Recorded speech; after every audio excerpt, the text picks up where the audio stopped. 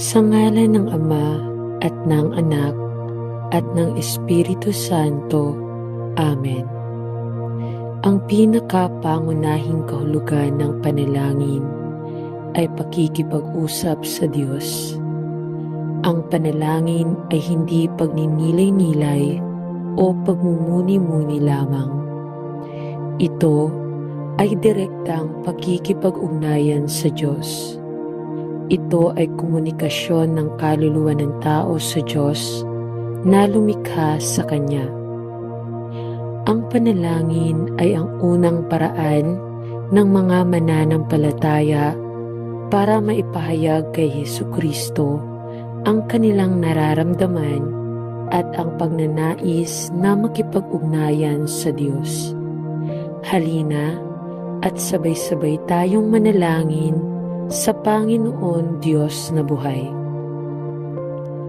Panginoong Diyos, kabanal-banalan, Ikaw ang hari ng mga kaharian. Sa iyo nagbuhat itong kalangitan, pati kabundukan at ang kapatagan. Sa hiram na hingay nagpapasalamat, buhay ko't kataway sa iyo nagbuhat, pati kasuotan, pagkain at lahat. Nangagkaloob nga ng biyayang sapat. Patawad Ama ko sa pagkakasala, naway kaawaan sa duming nagawa. Linisin ang puso pati na ang diwa, upang malabanan ang diablong masama. Ang tulapong ito ay tanggapin mo, handog ko't papurit sa kapatotoo, na ikaw ang Diyos sa lahat ng dako, ilaw na liwanag na pumaparito.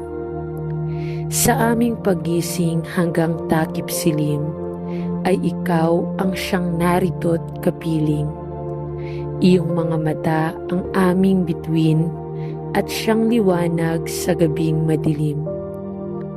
Ama naming Diyos makapangyarihan, talastas kong ikaw ang aming sandigan. Sinasamba kitang walang alinlangan sa ngayon, kahapon at kinabukasan. Amen.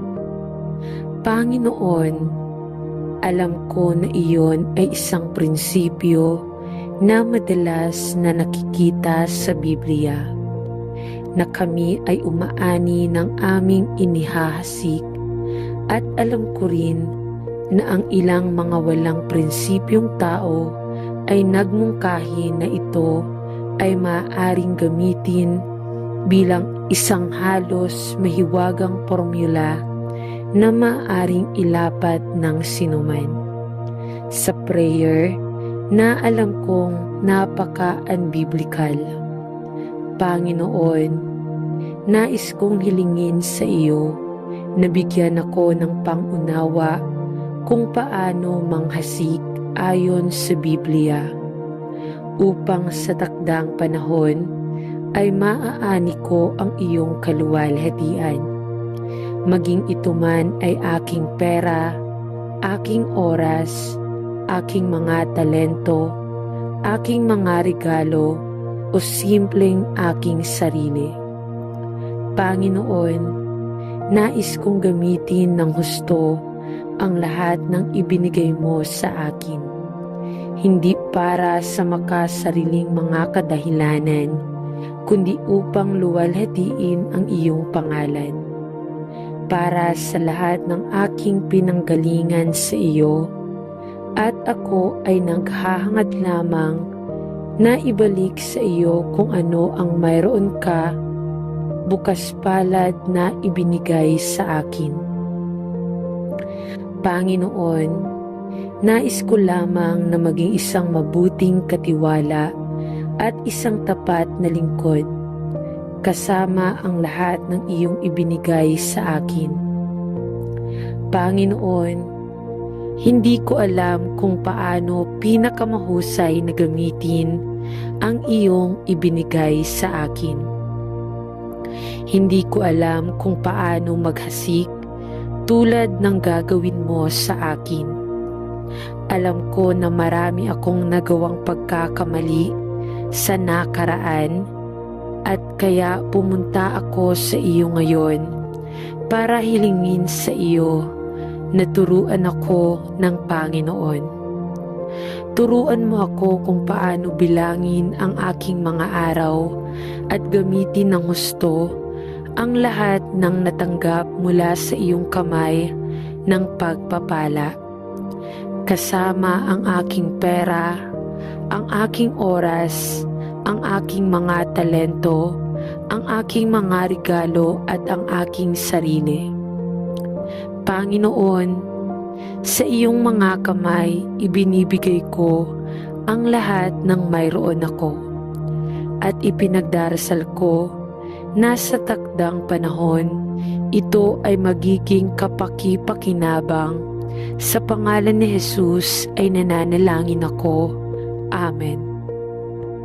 Ama sa langit, gusto kong pasalamatan ka sa iyong biyaya at awa sa akin at sa lahat ng tao.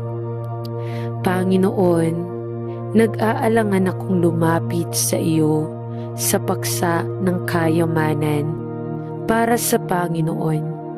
Alam ko na maraming pang-aabuso sa kayamanan, hindi lamang sa pagkuha at pag-iipon nito, sa pamamagitan ng mga pinaghihinalaang paraan o malilim na paraan. Ngunit lalo na sa pagdarasal sa iyo para sa magbigay ng kayamanan, lalo na ng mga nagpapaligaw sa mga tao. Madalas na nagmumungkahi ng paggamit ng formula ng panalangin upang epektibong itwist ang iyong braso upang maibigay ang kaunlaran na sa tingin nila ay nararapat sa kanila, sa halip na hanapin ka para sa probisyon na talagang kailangan nila.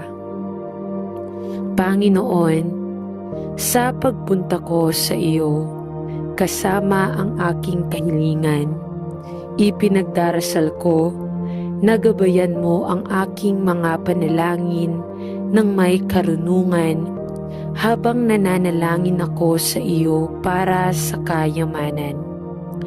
Panginoon, hindi ko ibig sabihin ang isang malaswang halaga ng kayamanan. Ngunit sa halip na bibigyan mo ako ng sapat na paraan upang hindi ako masiraan ng loob sa aking kahirapan at kakulangan. Panginoon, alam ko na ikaw ay ipinangako upang magbigay para sa mga pangangailangan ng lahat ng iyong mga anak. Ngunit natagpuan ko ang aking sarili sa isang sitwasyon kung saan ako ay halos hindi alam kung aling paraan upang iyon ang tungkol sa aking pananalapi.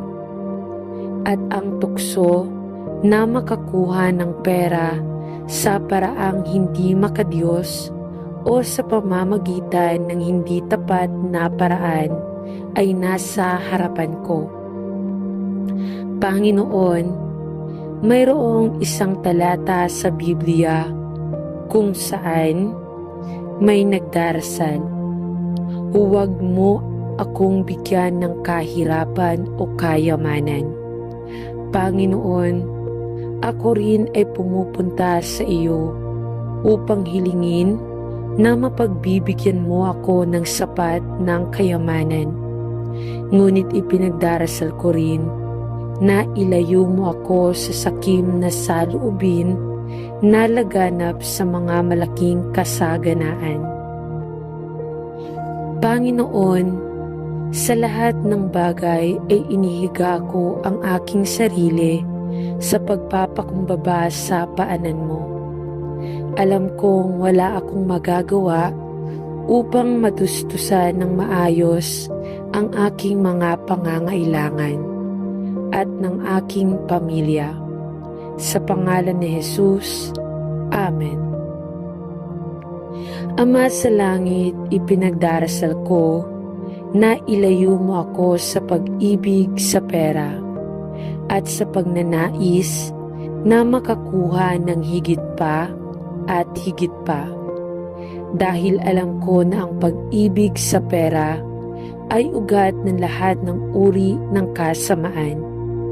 At tulungan mo akong manalangin ako upang maging kontento sa kung ano ang mayroon ako. Ngunit Panginoon, ipinamamanhi ko rin sa iyo na ilayo ako sa kasakiman at sa paninibugho sa mga biniyayaan ng higit sa makumundong kayamanan. Ama, nahihirapan akong huwag hilingin na magkaroon ako ng higit pa at natagpuan ko ang aking sarili sa mga pagkakataong nagagalit sa mga may kaya. Kaya, bumuo sa akin ng isang tamang espiritu tungo sa kayamanan at material na mga bagay at ilayo ako sa mga mapag-imbot na mga kaisipan at mga hilig sa laman. Patawarin mo ako sa mga oras na ako ay sumuko sa isang naiinggit na saloobin at sama ng loob na pag-iisip. Alam ko sa puso ko na ito ay mali. Panginoon, nais kong bumuo ng tamang pag-iisip tungo sa kayamanan at pera. Alam na ang mga nagtitiwala sa kanilang mga kayamanan ay hindi maiiwasang mahulog. Hanapin mo ako, Panginoon, at i-renew ang isang tamang espiritu sa loob ko. At tulungan mo akong bumuo ng isang nagpapasalamat na puso para sa kung ano ang mayroon ako. Alam na ito ay nakalulugod sa iyo. Sa pangalan ni Jesus, Amen. Ama, alam ko na hindi tayo pinangakuan ng kayamanan sa iyong salita. Sa katunayan, Panginoon, habang binabasa ko ang kasulatan, ay lumilitaw na ang Biblia ay nagbabala laban sa paghahanap ng kayamanan at ang akumulasyon ng kayamanan at kinasusuklaman ang lahat ng anyo ng hindi tapat na mga gawain. At gayunpaman, sa mundong ito ay tila tayo ay hinihikayat na maghanap ng kayamanan at madalas na naririnig natin ang mga mangangaral na nagsasabi sa atin na ang kayamanan ay tanda ng pabor ng Diyos, habang ang kahirapan ay tanda ng kanyang sama ng loob. Panatilihin mo akong Panginoon mula sa kahirapan at tulungan mo ako, Panginoon, upang makontento sa ibinigay mo sa akin at magpasalamat sa lahat ng mga sitwasyon kung saan matatagpuan ko ang aking sarili. Panatilihin ako mula sa pagiging nasangkot sa paghahangad ng kayamanan. Dahil alam ko na ang lahat ay madaling maakit sa paghahanap ng kayamanan sa kapinsalaan ng aking espiritual na paglago. Ama, nais kong sundin ang iyong panawagan na mag-ipon ng kayamanan sa langit at hindi matangay sa pag-iisip ng mundo.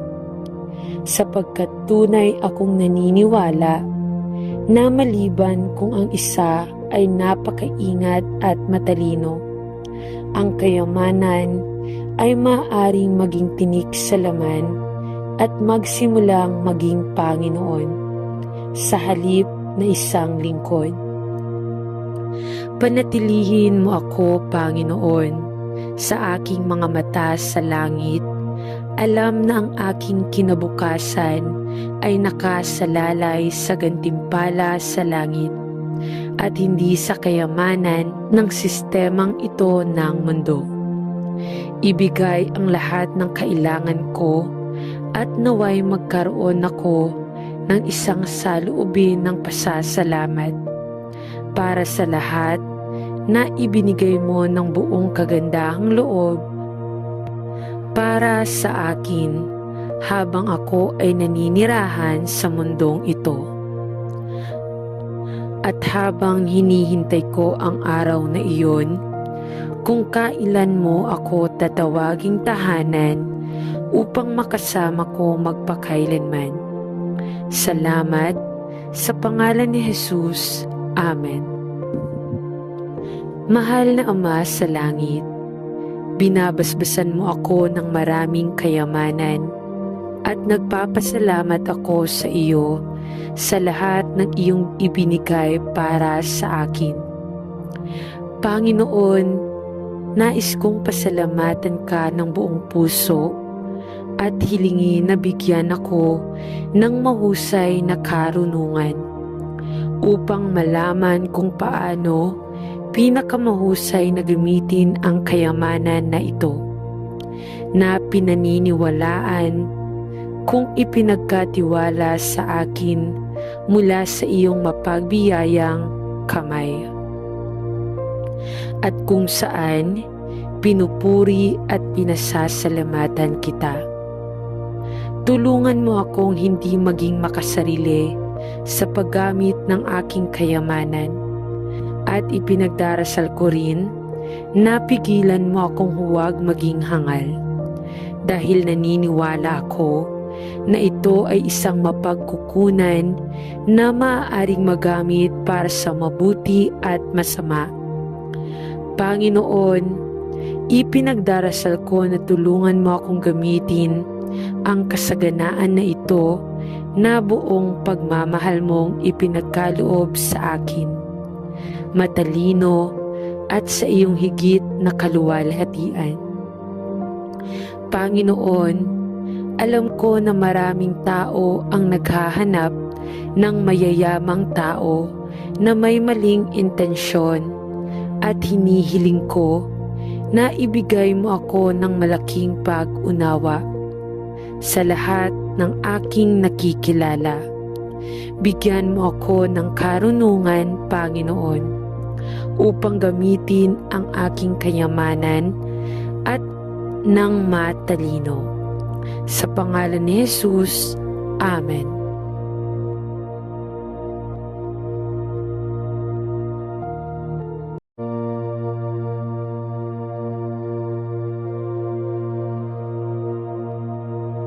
Sa ngalan ng Ama at ng Anak at ng Espiritu Santo.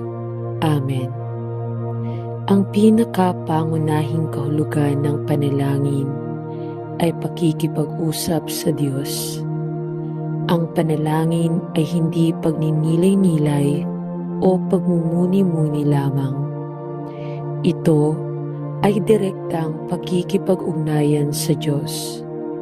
Ito ay komunikasyon ng kaluluwa ng tao sa Diyos na lumikha sa Kanya. Ang panalangin ay ang unang paraan ng mga mananampalataya para maipahayag kay Hesukristo ang kanilang nararamdaman at ang pagnanais na makipag-ugnayan sa Diyos. Halina at sabay-sabay tayong manalangin sa Panginoon Diyos na buhay. Panginoong Diyos, kabanal-banalan, Ikaw ang hari ng mga kaharian. Sa iyo nagbuhat itong kalangitan, pati kabundukan at ang kapatagan. Sa hiram na hingay nagpapasalamat, buhay ko't kataway sa iyo nagbuhat, pati kasuutan, pagkain at lahat.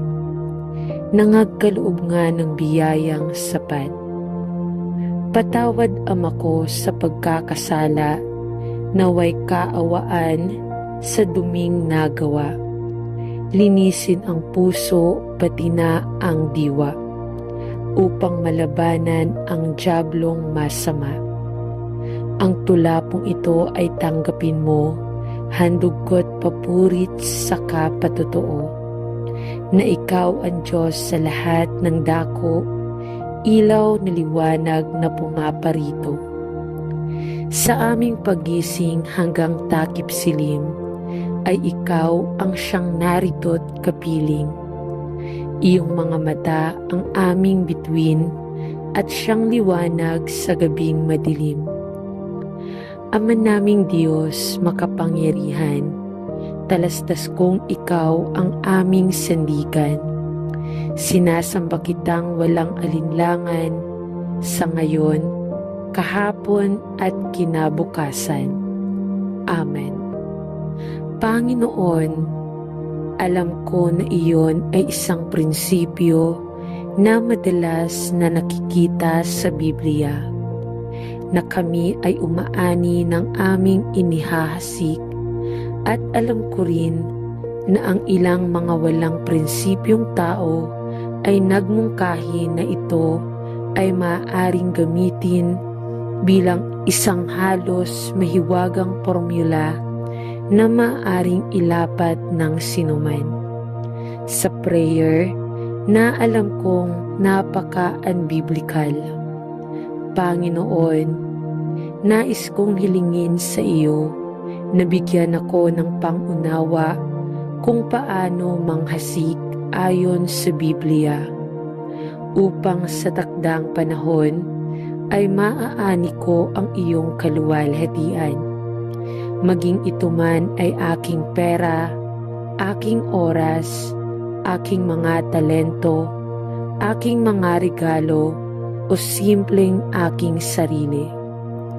Panginoon, nais kong gamitin ng husto ang lahat ng ibinigay mo sa akin, hindi para sa makasariling mga kadahilanan, kundi upang luwalhatiin ang iyong pangalan. Para sa lahat ng aking pinanggalingan sa iyo, at ako ay naghahangad lamang na ibalik sa iyo kung ano ang mayroon ka, bukas palad na ibinigay sa akin. Panginoon, nais ko lamang na maging isang mabuting katiwala at isang tapat na lingkod, kasama ang lahat ng iyong ibinigay sa akin.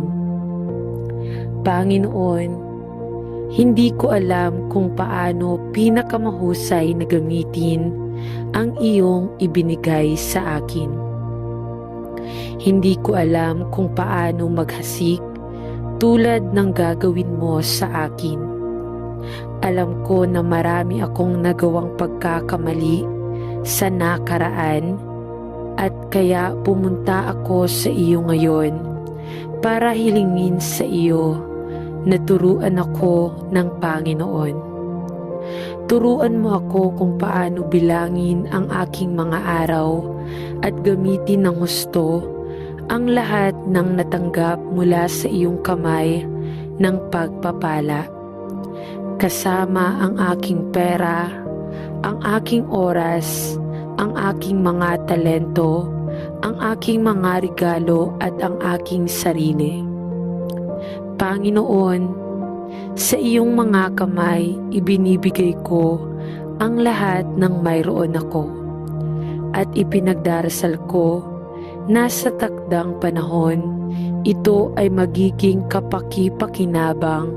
Sa pangalan ni Jesus ay nananalangin ako. Amen. Ama sa langit, gusto kong pasalamatan ka sa iyong biyaya at awa sa akin at sa lahat ng tao. Panginoon, nag-aalangan akong lumapit sa iyo sa paksa ng kayamanan para sa Panginoon. Alam ko na maraming pang-aabuso sa kayamanan, hindi lamang sa pagkuha at pag-iipon nito, sa pamamagitan ng mga pinaghihinalaang paraan o malilim na paraan. ngunit lalo na sa pagdarasal sa iyo para sa magbigay ng kayamanan, lalo na ng mga nagpapaligaw sa mga tao. Madalas na nagmumungkahi ng paggamit ng formula ng panalangin upang epektibong itwist ang iyong braso upang maibigay ang kaunlaran na sa tingin nila ay nararapat sa kanila. Sa halip na hanapin ka para sa probisyon na talagang kailangan nila. Panginoon, sa pagpunta ko sa iyo, kasama ang aking kahilingan, ipinagdarasal ko na gabayan mo ang aking mga panalangin ng may karunungan habang nananalangin ako sa iyo para sa kayamanan. Panginoon, hindi ko ibig sabihin ang isang malaswang halaga ng kayamanan. Ngunit sa halip na bibigyan mo ako ng sapat na paraan upang hindi ako masiraan ng loob sa aking kahirapan at kakulangan. Panginoon, alam ko na ikaw ay ipinangako upang magbigay para sa mga pangangailangan ng lahat ng iyong mga anak.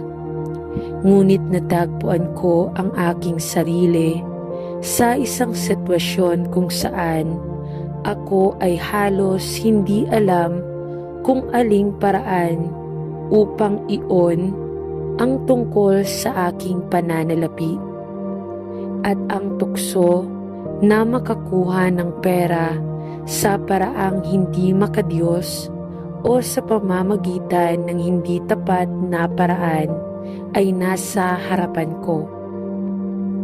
Panginoon, mayroong isang talata sa Biblia kung saan may nagdarasal, "Huwag mo akong bigyan ng kahirapan o kayamanan." Panginoon, ako rin ay pumupunta sa iyo upang hilingin na mapagbibigyan mo ako ng sapat ng kayamanan. Ngunit ipinagdarasal ko rin na ilayo mo ako sa sakim na saloobin na laganap sa mga malaking kasaganaan. Panginoon, sa lahat ng bagay ay inihiga ko ang aking sarili sa pagpapakumbaba sa paanan mo. Alam kong wala akong magagawa upang matustusan ng maayos ang aking mga pangangailangan at ng aking pamilya. Sa pangalan ni Jesus, Amen. Ama sa langit, ipinagdarasal ko na ilayo mo ako sa pag-ibig sa pera at sa pagnanais na makakuha ng higit pa at higit pa. Dahil alam ko na ang pag-ibig sa pera ay ugat ng lahat ng uri ng kasamaan. At tulungan mo akong manalangin ako upang maging kontento sa kung ano ang mayroon ako. Ngunit Panginoon, ipinamamanhi ko rin sa iyo na ilayo ako sa kasakiman at sa paninibugho sa mga biniyayaan ng higit sa makumundong kayamanan. Ama, nahihirapan akong huwag hilingin na magkaroon ako ng higit pa at natagpuan ko ang aking sarili sa mga pagkakataong nagagalit sa mga may kaya. Kaya bumuo sa akin ng isang tamang espiritu tungo sa kayamanan at material na mga bagay at ilayo ako sa mga mapag-imbot na mga kaisipan at mga hilig sa laman. Patawarin mo ako sa mga oras na ako ay sumuko sa isang naiinggit na saloobin at sama ng loob na pag-iisip. Alam ko sa puso ko na ito ay mali. Panginoon, nais kong bumuo ng tamang pag-iisip tungo sa kayamanan at pera. Alam na ang mga nagtitiwala sa kanilang mga kayamanan ay hindi maiiwasang mahulog. Hanapin mo ako, Panginoon, at i-renew ang isang tamang espiritu sa loob ko. At tulungan mo akong bumuo ng isang nagpapasalamat na puso para sa kung ano ang mayroon ako. Alam na ito ay nakalulugod sa iyo. Sa pangalan ni Jesus, Amen. Ama, alam ko na hindi tayo pinangakuan ng kayamanan sa iyong salita. Sa katunayan, Panginoon, habang binabasa ko ang kasulatan, ay lumilitaw na ang Biblia ay nagbabala laban sa paghahanap ng kayamanan at ang akumulasyon ng kayamanan at kinasusuklaman ang lahat ng anyo ng hindi tapat na mga gawain. At gayunpaman, sa mundong ito ay tila tayo ay hinihikayat na maghanap ng kayamanan at madalas na naririnig natin ang mga mangangaral na nagsasabi sa atin na ang kayamanan ay tanda ng pabor ng Diyos, habang ang kahirapan ay tanda ng kanyang sama ng loob.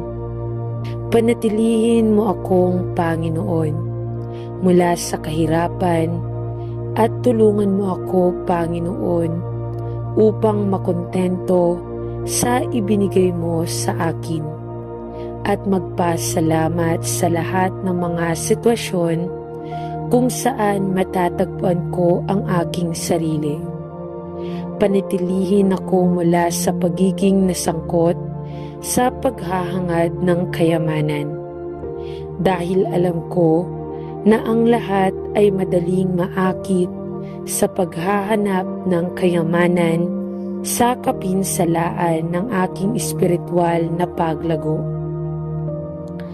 Ama, nais kong sundin ang iyong panawagan na mag-ipon ng kayamanan sa langit at hindi matangay sa pag-iisip ng mundo.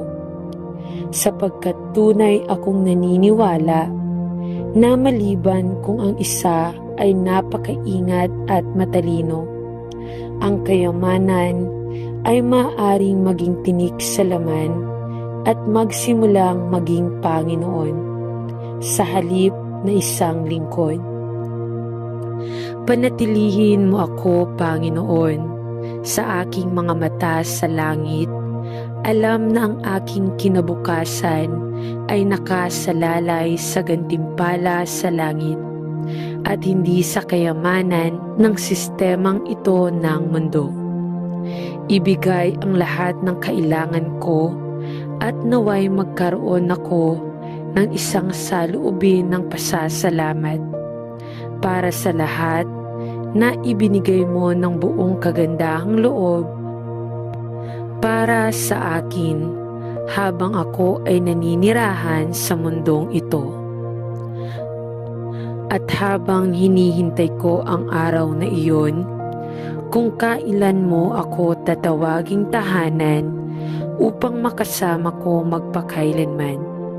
Salamat sa pangalan ni Jesus. Amen. Mahal na Ama sa langit, binabasbasan mo ako ng maraming kayamanan at nagpapasalamat ako sa iyo sa lahat ng iyong ibinigay para sa akin. Panginoon, nais kong pasalamatan ka ng buong puso at hilingin na bigyan ako ng mahusay na karunungan upang malaman kung paano pinakamahusay na gamitin ang kayamanan na ito na pinaniniwalaan kung ipinagkatiwala sa akin mula sa iyong mapagbiyayang kamay at kung saan pinupuri at pinasasalamatan kita. Tulungan mo akong hindi maging makasarili sa paggamit ng aking kayamanan. At ipinagdarasal ko rin na pigilan mo akong huwag maging hangal. Dahil naniniwala ako na ito ay isang mapagkukunan na maaaring magamit para sa mabuti at masama. Panginoon, ipinagdarasal ko na tulungan mo akong gamitin ang kasaganaan na ito na buong pagmamahal mong ipinagkaloob sa akin, matalino at sa iyong higit na kaluwalhatian. Panginoon, alam ko na maraming tao ang naghahanap ng mayayamang tao na may maling intensyon at hinihiling ko na ibigay mo ako ng malaking pag-unawa sa lahat ng aking nakikilala. Bigyan mo ako ng karunungan, Panginoon, upang gamitin ang aking kayamanan at ng matalino. Sa pangalan ni Jesus, Amen.